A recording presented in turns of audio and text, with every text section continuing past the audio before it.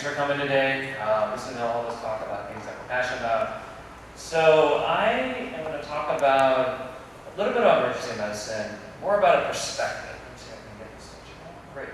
So my talk is titled ER Gods. And the reason is I'm going to talk about a perspective that I gained over the past couple of years. And the reason why I gained it was because of the job that I had, which for those who don't know me, I'm an ER physician. I've been training for about 2 to 3 years at this point. And during that training time, I was like the angriest person working at Cyrus. I was totally bitter at the time. Every time I went to work, I hated it. I was like, why am I here? Why are these people coming here and be treated, but they keep doing things themselves? They keep not taking the medications, and they're here again and again and again and again. And so you're just wondering, like, why should I be helping these people at the end of the day? And I felt that this bitterness was really, really starting to invade my perspective on people, and deep down I know that that's not what God wants for me, and also knowing that that's really not in the heart of medicine as well. And so, what's unique about ER is that you get to meet so many different people. Like I meet probably like 15 to 20 different people every time I work. It's like 3,000 different people every year that I meet, like totally different people. I've never seen them again, but they come from all different backgrounds: rich, poor, Asian, non-Asian, like Boba, doesn't like Boba, There's just so many different people in that come to the ER. And so I ran across this podcast recently, and I was listening to it. I was like, oh, this is probably one of the reasons why I was becoming so bitter. And it's something called the just world hypothesis. And the basic gist of it is good things happen to good people, and bad things happen to bad people. And we see that like in a lot of, you see that in the Bible, basically a lot of disabilities blamed on people being sinful. Job is an example. His friends, when a lot of the tragedy came to Job, they said, hey, did you do something wrong, essentially? And so the natural conclusion that comes out of this is that if you did something bad, then you must have been bad. You must have done something. And that was something that I carried with me, and unbeknownst to me, it's something that you hold pretty close to you since you were young, thinking that if you're good, if you get good things, if you're bad, then or if bad things happen, then you must be bad. And I think that it also carried over into my medical practice too, in the sense that the medical version of it is if you have bad health, then you must have did something, right? You either didn't do something, right? You either did drugs, or you didn't work on your diet, you didn't exercise enough, and you start blaming the patients, right? You start blaming the people because they deserve what they got at the end of the day. And that's not a good recipe for compassionate care. And of course, working in the ER, you meet a lot of crazy people. You meet a lot of people who do weird things, who make weird life choices that I would never make, or never recommend anybody here make. And they become sick of it because of those choices. And so at first, when you start training, you get affirmed in your beliefs. And I remember one story, one patient that I met when I was on general surgery. And I was consulted because the patient had belly pain, and his ER doctor had seen him and did a CT scan just to look, and found out that he had a very large, Costco-sized shampoo bottle in his butt. And it was stuck. So they called me because I'm on surgery and they need to go to surgery to get it out. And so you're all kind of rolling your eyes, right? You're like, why would you do that? Why would you stick a shampoo bottle into your butt? Anyways, let me go see him. Like he did this to himself, right? And so I go talk to him and I ask him a question. I say, hey, how did this get up there? I need to know for surgical plans, what to do about it. Of course, the answer is like, shampoo bottle? What shampoo bottle? Like, I never had a shampoo bottle. You're like, are you serious? And I was like, sir, you clearly on the CT scan have a shampoo bottle in your gut here. And of course, he responds, oh, I don't know how that got there. That's so weird. Like, it just must have slipped in there somehow. Like, okay, well, I didn't know there was a large epidemic of shampoo bottles blowing up people's butts. We all should probably be careful when we're in the shower then, if they're jumping in and it just slips right in, right? And so if you're thinking to yourself, why am I helping this person, right? He's doing this himself. He obviously didn't slip in there. It's hard to get that in there spontaneously. And so I also had a brilliant idea to talk to his wife too and ask her this particular question, which I fully regret asking afterwards. And I asked her, hey, have you noticed this kind of behavior pattern? At home, has he been doing this? And of course she thinks for a second. And then she tells me, over the last 6 to 12 months, what I've noticed is that different items in the house has had poop on it. I never knew why. Okay, this has happened for 6 months, right? So there's poop everywhere. And now it makes sense. I was like, and what I'm thinking is, wow, that's disgusting. Right? So this guy literally sticks it up there and then just puts it down and, for everyone to enjoy, right? And so you're like, why am I helping this person? This guy obviously chose to do this and now it's stuck. And like, it's his problem. Like, why am I helping this person? But for every one of those patients, I also started noticing that I had an equal number of patients that didn't choose to have their bad day.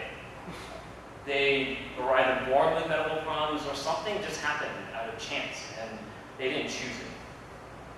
The one patient that I remember was a 7-year-old boy, and this one day this mom burst into the waiting room, just screaming for help, like carrying her 7-year-old boy in her arms, like limp, not responsive. And so what had happened was she was driving him to the ER that day. He has a known asthma, really bad episode, needed to come to the ER basically to get some treatment. And while she was driving him, he just stopped breathing, and he just slumped over and became unresponsive. So we rushed into a room, feel for a pulse, doesn't have a pulse. So he died, basically, in the car. And so we're doing everything we can, heroic measures, breathing tubes everywhere, medicine, trying to get him back.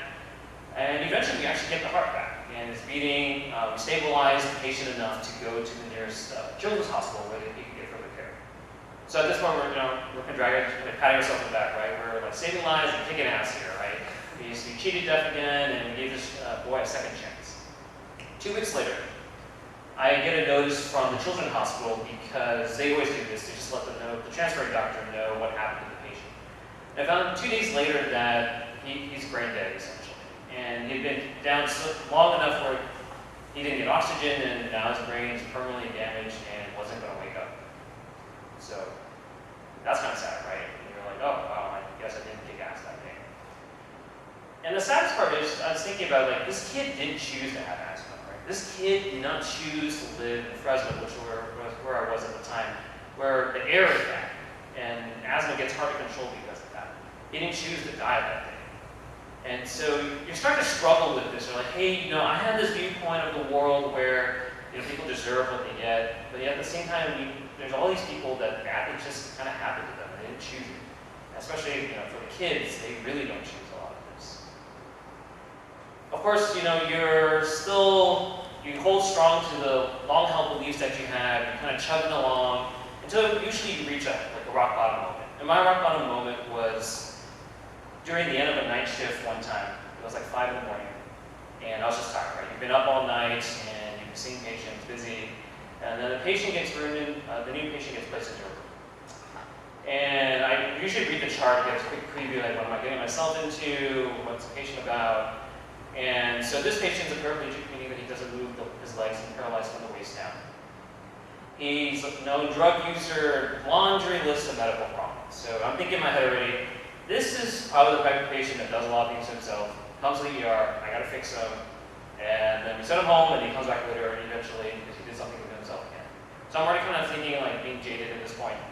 So I go talk to him and introduce myself, and the first thing that comes out of his mouth is, basically, you guys stink, you guys have not treated me well, you took forever to ruin me. Of course I'm thinking in my mind like how dare you, right? It's because you do this to yourself, you deserve your life, we're just trying to help you out.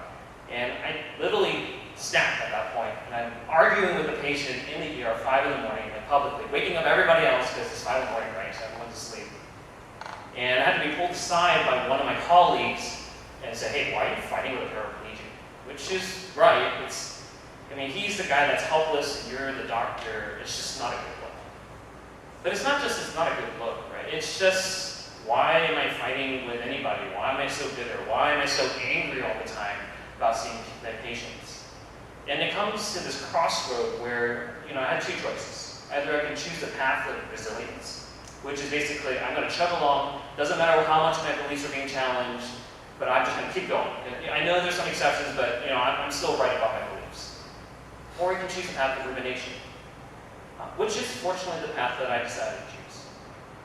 So what that means is you think about your beliefs and go to deep thought, and then you reevaluate what beliefs are good, what are not so good, what's leading me to be this person that I didn't want to be. And I realized that the just world hypothesis was more the just world fallacy. It's just not right. Bad things happen to all people. I'm not really sure why. I don't think anybody knows why.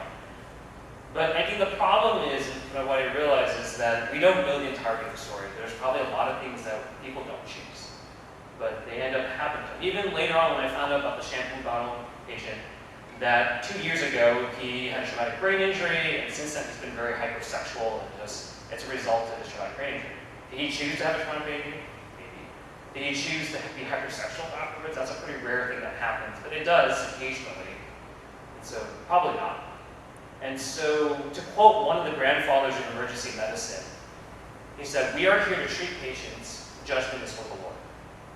And so, he's right about that. We're ultimately here as physicians to treat patients, meet them where they are, not to judge them, because we don't know the whole story. We don't know what part of their life they didn't choose, and they don't necessarily deserve everything that happens to them. And I think once I became aware of this, I started removing this out.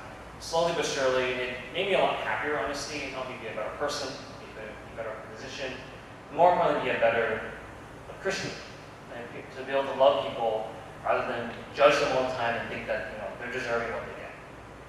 And yeah, that's something that's actually helped me to. I was pretty close to being burnt out at one point, and this helped me a lot in terms of just realizing this is why. It's because I had this underlying belief that I needed to reevaluate, and thankfully starting to be more aware about it, continue to improve. Yeah, that's what I wanted to share. So thanks.